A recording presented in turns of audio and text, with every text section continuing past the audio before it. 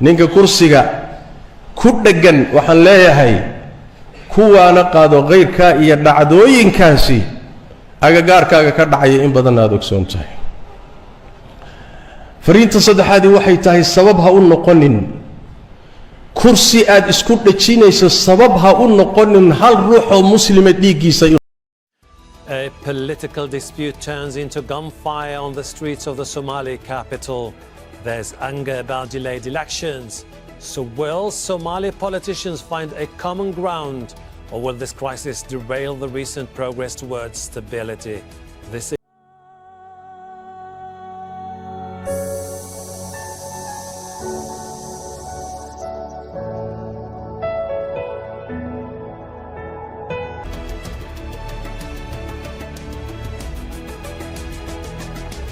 الله تبارك وتعالى بني آدم كوحو قليي امتحان درسي شهوات فربضا شهوة حولها شهوة عرورتا شهوة قلمدا شهوة مقعة شهوات فربضا لكن شهوات كبني آدم كإلهي قليي كوا ugu khatarsan waxa kamida hadayna ugu khatarsanay shahwada milkiga iyo madaxnimada iyo kursi raadiska iyo boqortooyada. Iblis markuu aabaheen aadam fitnayn rabay waswaasin rabay si uu jannada uga soo saaro halka irid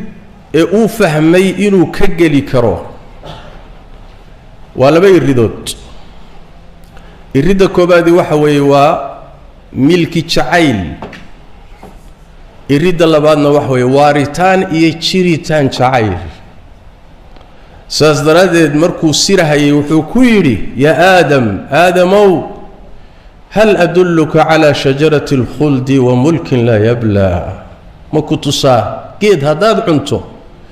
aad waari oodan dhimanaynin boqortooyo iyo kursina aad heliyood ku waari. ibliis wuxuu fahmay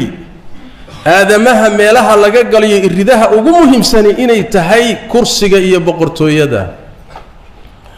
meeshaasuna aabaheen aadam calayhi wacala nabiyina salaatu wassalaam ka soo galay oo uu dantiisii ka gaadhay oo jannadii laga soo saaray oo dhulka layna keenay oo rafaad iyo aafada ina haysataay ilaahay inoo qoray. nabigeenu sallallahu alayhi wa alihi wasallam wuxuu inoo sheegay in manaasibta iyo kuraasta iyo madaxnimada aad ku dadaali doontaan sataxrisuuna cala alimaara. madaxnimada waad ku dadaali doontaan, dadaal adag baad u geli doontaan adduunka intaad joogtaan. maalinta qiyaamadana waxay noqon doontaa qoomamo iyo nidaamo iyo farta inaad dhexda ka qaninto tiraado allow maxaa ii geeyey. macaana markay ku nuujinayso naaskeeda jaqayso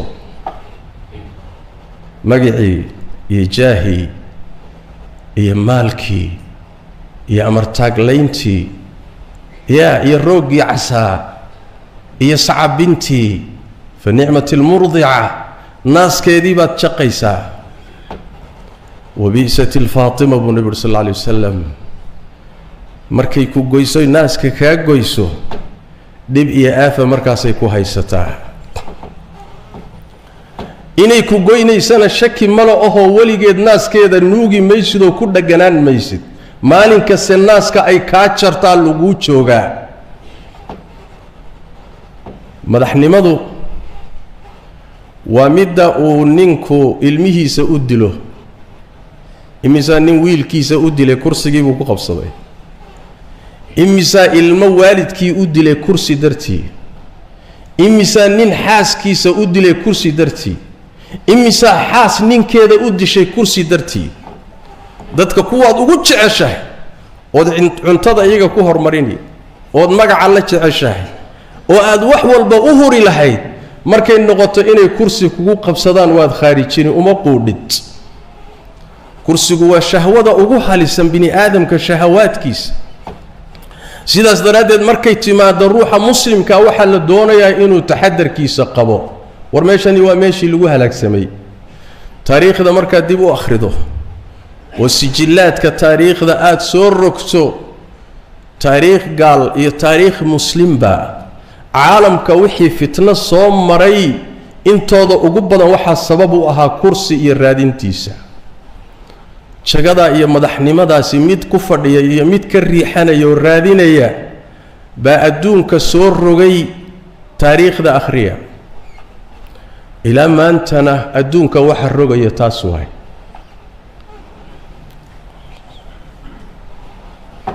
inta markaan ogaano miisaal aynu soo qaadanno qawaacidda miisaalka cadeeya. tusaalayaashu maanta waa farabadan yihiin, adduunkiina waa isu furmay, wax qarsoonna ma jiro. caamayguna waa dhagaysanaya, waa akhrinaya, culimadana warkooda iyo aqoon-yahanka iska badaa. adduunka maanta wax qarsooni ma jiro. kii hore wax kala qarsoonaayeen ma aha. laakiin haddaynu tusaale soo qaadanno, soomaaliya u soo qaadanno, waddankaas maanta xaalkiisu saa u yaallo, la qaybiyey oo qaybsan, la burburiyey oo burbursan, dadka ku nooli intooda badan faqriga khadkiisa ay ka hooseeyaan, dhallinyaradiisii ay badaha ku baaba'ayso, farigelin shisheeye la liicaya oo cid walba doonaysa inay dantiisa ka gaadho, mujtamaciisii uusan is haysanin, dalka saa u yaalla ee dhibkaasi haysto ayaa maanta koox yari ku hardamaysaa hal kursi. waxaad isweydiisaan, dalkan maxaa halkaa dhigay? waxaa halkaa dhigay niman kursi raadisa oo kadibna magaca qabiil huwaday oo isticmaalay, iyo mid kursi ku fadhiyo u quuri waayey, iyo shacab aan wacyi lahayn oo la isticmaalay. saddexdaasaa isugu darmaday dalkan oo uu burburiyey. saddexdii burburisay baa maanta 30 sano kadib meeshii laga biloobay baa dib loogu noqday. reer bani israa'iil baa ilaahay wuxuu ku sheegay 40 sano inuu ilaahay ku imtixaanay tiih iyo jahwareer. meeshay subaxdii ka guuraan bay galabtii ku soo noqdaan, say u wareegaysanayaan. meeshii baynu ku soo noqonnay. luqaddu waa luqaddii, damacu waa kursigii, waxa la isticmaalaya waa qabyaaladii. luqaddu waa luqaddii xasaasiga ahayd ee soomaali laga taaban jiray, meel laga rogaa jira, furaha lagaga rogo. waxaa kaloo dhan ma diiriso. laakiin marka la yidhaahdo gobolkeenna, reerkeenna, deegaankeenna, qabiilkeenna, jifadeenna, taasaa rugaha ku rogta, furaha ku rogo. furuhu waa kaa, furuhu waa furihii, hadalku waa hadalkii, raggu waa kuwii kuraasta raadinayay. meeshii baan maanta joognaa. shacabka wacyi la-aantiisiina waa dheerta, iyaduna waa sideedii. waxaan jeclahay 3 farrimood, diintu waa naseexo. 3 farrimood inaan u diro 3 jiho oo hawshaasi khusayso. jiho waa qolada kuraasta ku fadhida, jihana waa qolada doonaysa inay ka kacsadaan, jihana waa shacabka miskiinka ee masaalixdiisa lagu ciyaarayo. qolada kursiga ku fadhida waxaan leeyahay, haddii 1000 sano bal kumanaan sano lagu daayo, nolosha lagu daayo, kursigaana lagu daayo, faraha lagaaga qaado, waxaa xaqiiqa ah inay imaan doonto maalin aad ka tegi doonto ama isagu kaa tegi doono. maalinkaana mas-uuliyaddiisii iyo tabiicaadkiisii ilaahay hortiisay kuu taallaa, way kaa horraysaa. nin xilkas ah oo mas-uuliyad iyo culayskeeda dareemaya maanta kuma dhegdhego kursi Soomaaliyeed. maanta cidiyaha kuma dagaalamo si uu kursi ugu fadhiyo ama u fuulo, laakiin xilkasnimaa jirta. xil baan la garanaynin sidiisaba wuxuu yahay. marka waxaad ogaataa kursi ma baaqi ahaado, nololina ma baaqi ahaato. fariinta labaadeen doonaya inaan u diro wuxuu yahay waxay tahay bini aadamku hadduu qur-aankii ilaahay soo dejiyey iyo sunnadii nebiga sal alla alay wasalam uusan ka warhaynin, waxaa fiican inuu kuwaana qaato dhacdooyinka adduunka ka dhacaya ee ishiisu qabanaysa ee uu akhrinayo. maanta wax way 20 jir ilaahay uma xilqarinin. xawaadista adduunka ka dhacayay waa aayaad ilaahay oo taagan weeye wax lagu qaato waay. war aaway raggii kuraasta isku dhajiyay xaggay ku dambeeyeen ee cuquud min as-siniin ka talinaya caalamka meelo ka mida. zayn al-aabidiin ki tunis aaway, shayn al-aabidiin dheh aaway, butufliqa jazaa'ir aaway, mubaaraki masar aaway, ali abdullah salih yaman aaway, qadaafigii 40 sano ka badan biliibiya ka talinaya aaway. war aaway madaxdii adduunka waa tageen. maanta haddaan heli lahayn wax inooga soo warramo waxa qabriga ku haysta iyo ilaahay hortiisa waxay la tegi lahaayeen wax badan baa laynoo sheegay, laakiin lagu waana qaadan maayo. ninka kursiga ku dheggan waxaan leeyahay kuwaana qaado kayrkaa iyo dhacdooyinkaasi agagaarkaaga ka dhacaya in badan aad ogsoon tahay. fariinta saddexaadii waxay tahay sabab ha u noqonin kursi aad isku dhajinayso, sabab ha u noqonin hal ruux oo muslima dhiiggiisa inuu daato. waxaanan kuu xaqiijinayaa haddaad sabab u noqoto hal ruux oo muslima inay la xagto, iska dhaaf in la dile, in la xagto dhibaata sababtaada ku gaadho haddii ay dhacdo, ilaahay hortiisa maalinkaad soo istaagto adoo keligaa oo qaawan, adaa mas-uuliyaddeeda qaadi doona ku talagal.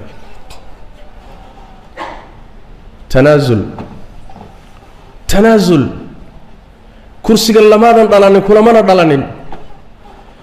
ummadda masaalixdeeda iyo danaheedana wax badan baa looga tagaa, danahaaga khaaskaa baa looga tanaasulaa.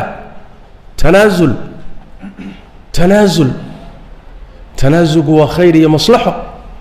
nabigeenna salawaatu rabbi wasalaamu calayh kamaa fi saxiixi albukhaari waghayrih maalin isagoo khudbaynaya oo ummadda u khudbaynaya wiilkiisii xasan ayaa kursiga ayaa la soo fuulay mimbarka. nebigu waa jalleecay sala allahu calayhi waaalihi wasalam. markaasuu wuxuu yidhi nebigu sal alla alay wasalam, wiilkaygan waa sayid buu nebigu yidhi sal alla alay wasalam. ilaahayna wuxuu ku islaaxin doonaa laba kooxood oo muslimiinoo waaweyn oo dagaalamaya ayuu ilaahay sabab uga dhigi doonaa in maslaxa dhexdooda dhacdo. xasan ibni cali bni abi aalib sanadkii 4tanaad ee taariikhda hijriga ayuu uga tanaasulay wixii laysku hayay mucaawiyat bn abi sufyaan radia allahu tacaala canhuma. sanadkaana waa sanadka lagu magacaabay sanadkii midnimada muslimiinta, caamuljamaaca. xadiidkii iyo bishaaradii nebigaa xaqiiqowday, wiilkaygu waa sayid, ilaahayna ummadda muslimkaa buu ku islaaxin doonaa. sayidnimada qaado oo sharafta qaado oo karaamada qaado,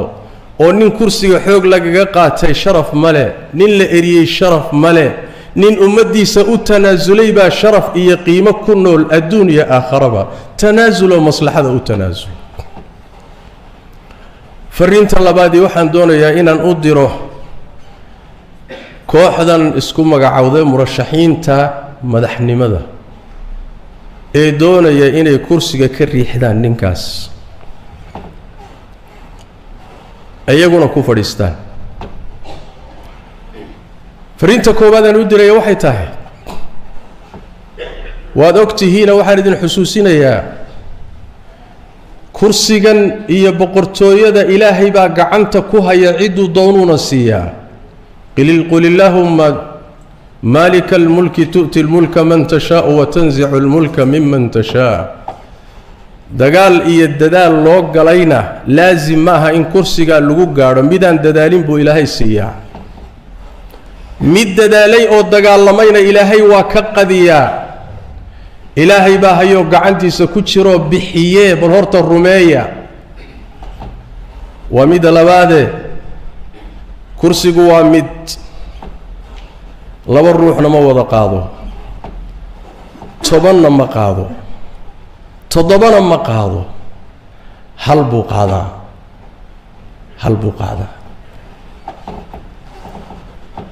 kursiga halka qaada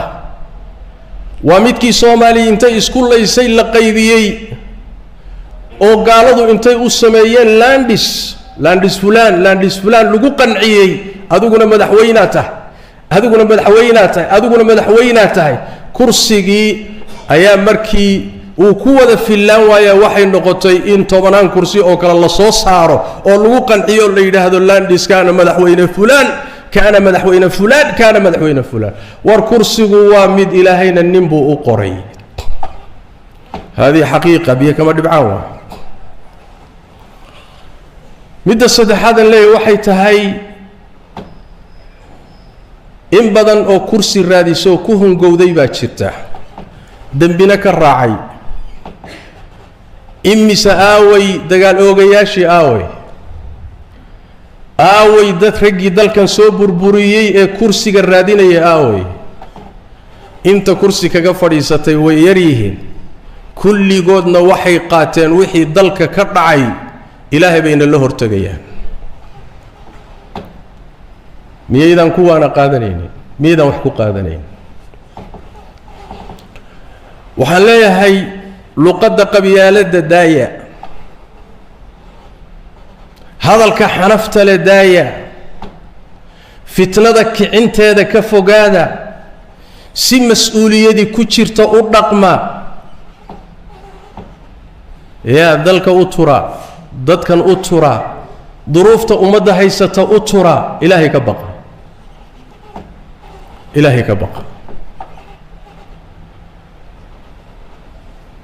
قبيالة لقوع العلينيو إيه لك عينيو إيه لقوها الليو إيه لقو دارنيو ورصوتي هالكاينة دكتي معه ورصوتي أنكوهم قوني معه ورصوتي أنكو تشبني معه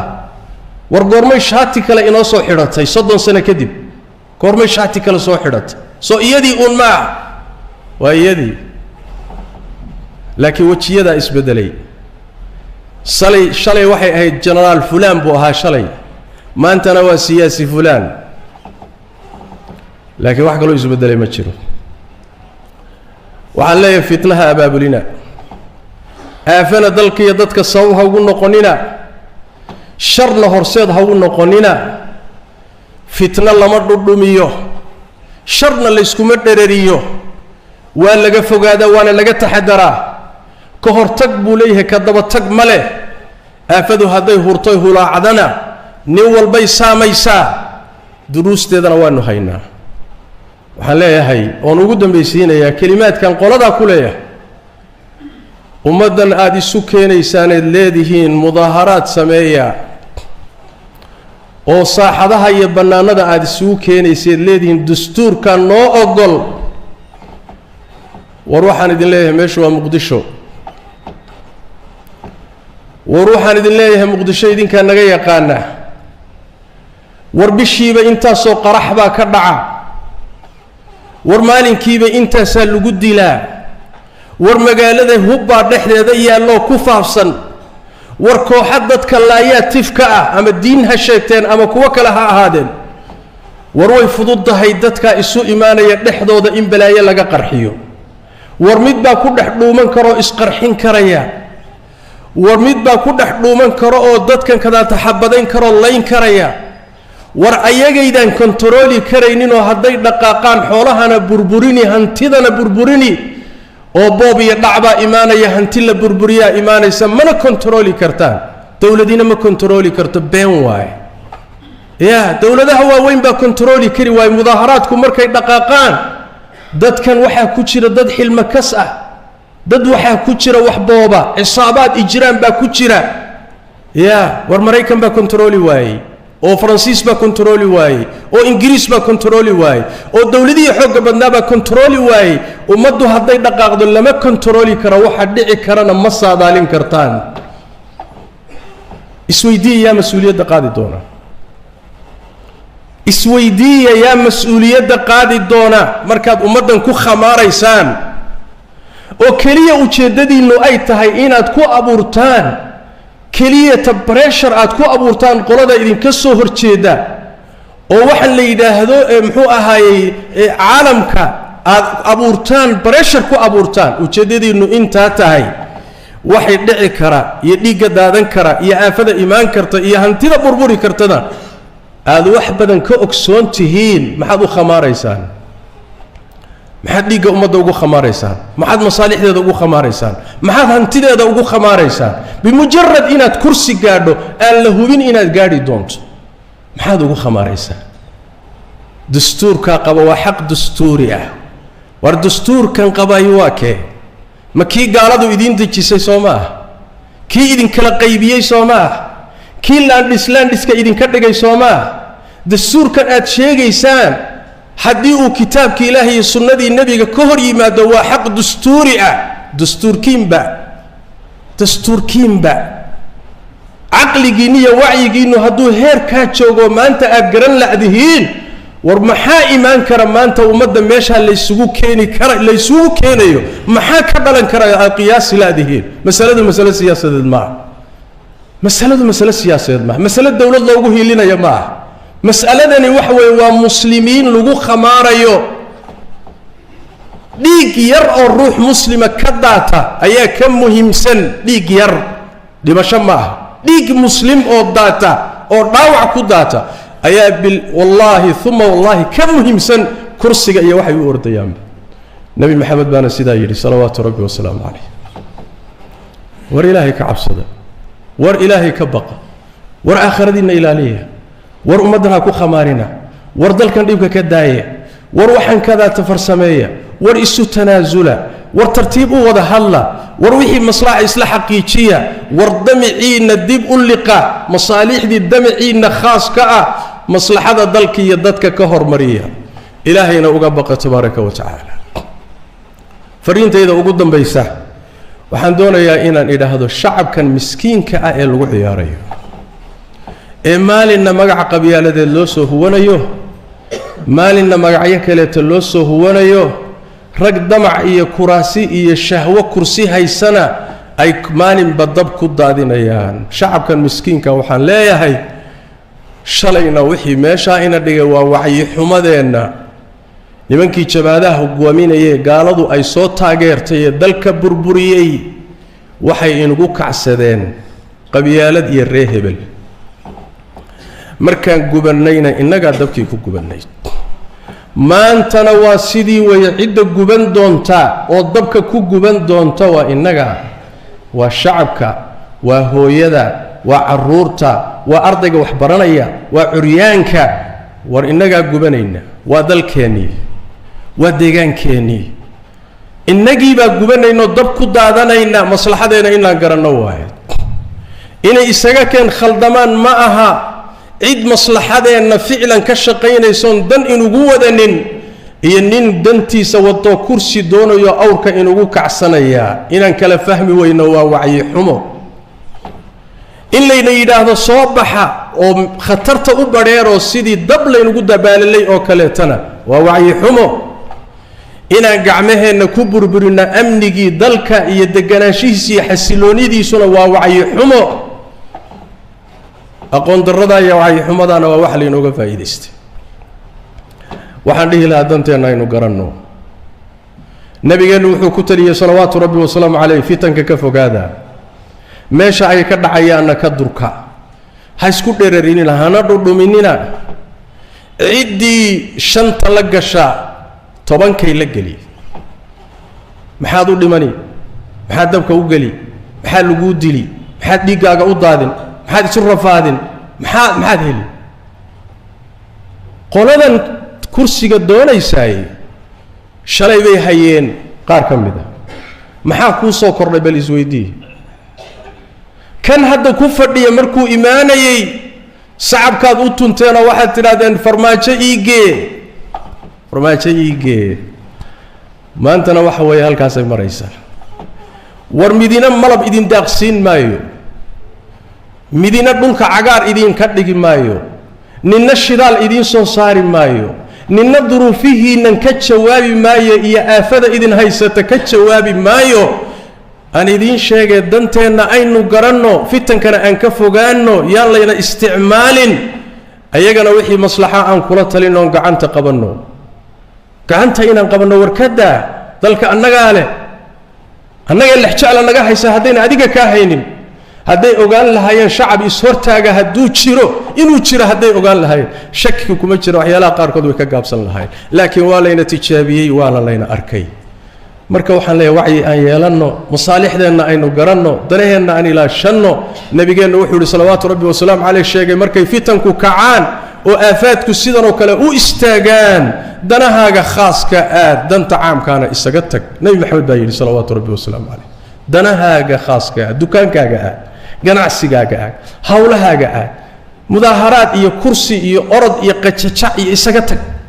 dantaada ma ahe ka danayso yaa leh macnaha nebi maxamed baa leh salawaatu rabbi wasalaamu caleyh waa haddaynu yeelaynaynu qaadanayna way isagaana dantu inoogu jirta meesha maanta aynu joognaayey waa meel inaynu ka soo kabanno ka soo waaqsanno ay qaadan doonto cuquud qaadan doonto tobanaan salay qaadan doontaan maxaa yeelay shalayna qabyaalad baa laynoo isticmaalay maantana dowlad goboleedyaa laynoo isticmaalayaa dowlad goboleedyadan yaa dhisay systemkan yaa soo dejiyey gaalaa soo dejisay